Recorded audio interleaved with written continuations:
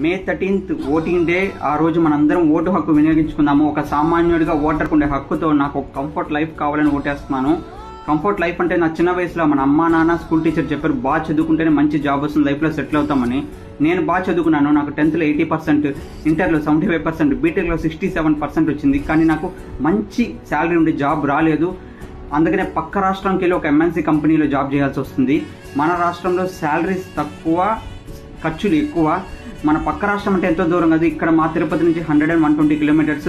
తమిళనాడు ఇండియాలోనే టాప్ ప్లేస్లో ఉంది జీడిపిలో, డెవలప్మెంట్లో. మనం లాస్ట్లో ఉన్నాము. కానీ వాళ్ళతో కంపేర్ చేసుకుంటే మన కోస్టల్ లైన్ కానీ, సీ పోర్ట్ కానీ, అగ్రికల్చర్, ల్యాండ్, మినరల్స్, మైనింగ్ అన్నీ ఎక్కువే. కానీ మనం లాస్ట్లో ఉన్నాము.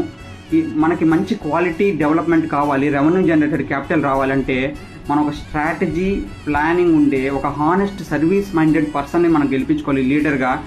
Quality education, quality hospitality, quality service అన్నీ ఉండాలంటే పవన్ కళ్యాణ్ గారు తన లైఫ్లో కంఫర్ట్ వదులుకొని మనకు కంఫర్ట్ ఇచ్చేదానికి వచ్చారు. కాబట్టి అలాంటి గొప్ప లీడర్ని మనం గెలిపించుకోవాలి, లీడర్స్ని గెలిపించుకోవాలి. కాబట్టి మన తిరుపతిలో ఆర్ని శ్రీనివాసులు గారు గ్లాసు గుర్తుకు ఓటేసి, వరుస నెంబర్ 3 గ్లాసు గుర్తుకు ఓటేసి గెలిపిద్దాము. ఎంపీ వరప్రసాద్ గారు గెలిపించుకుందాము.